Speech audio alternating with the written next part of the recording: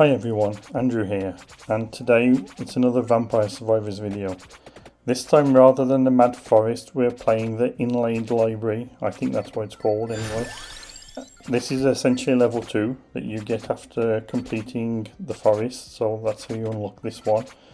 And it's not a bad little level. The mobs are very similar at the beginning. I mean, they look different, but they're very similar in attack style and so on to the bats from the Mad Forest. So as you can see, as I mentioned before in the previous video, if you get the garlic shield, you're off to a really fantastic start. You can pretty much just do what I'm doing now, just stand still, let the mobs bounce off the shield and collect the gems, which is a really easy way to farm some gems at the beginning of the level.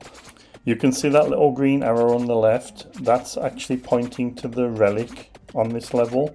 Later levels, from level 2 onwards, they have relics. And relics are these special items that enable either different features in the game or different abilities or something like this.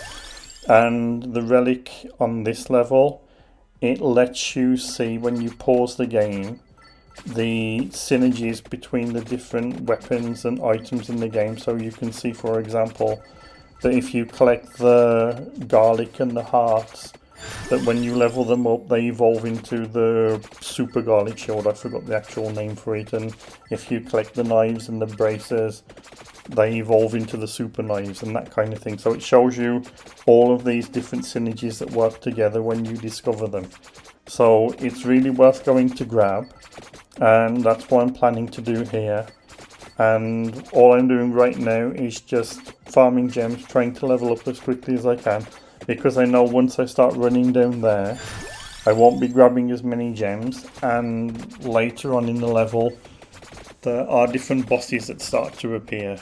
Most of them are kind of easy at the beginning, but towards the end I think you will be fighting a kind of Count Dracula type of guy, and then after him I believe there's a witch called the Hag, and I also think there's a now I'm fumbling, a Medusa type of boss. So they're coming. It's good to try to kind of power up a little bit before they do. So that's essentially what I'm trying to do. I'm trying to farm as much as I can. This level otherwise isn't too complicated. Most of these mobs just charge at you. Later on there are some that actually shoot like energy balls at you. There's these little kamikaze ghost things that run at you and explode, but essentially it's not too difficult now. It gets harder towards the final minute when you're on like 29 minutes, and then the amount of mobs on screen is just insane and they will start to swarm you. What helps then is if you've got some really good defensive options. So I like to connect. Why did I say connect? I meant collect. I like to collect the books, the volumes. I forgot what they're called now. I'm totally blanking on the names of things. And I was hoping that level up thing was going to show what the books are called, so then I could kind of salvage it and save myself, but it didn't. So I'm just going to waffle through it. Basically there's these books you can pick up, they spin around you, and when you get them to level 8 and evolve them, they make this constant spinning barrier that's really hard for things to get past. And if you can get that combined with the garlic, I think you're pretty good for the end game.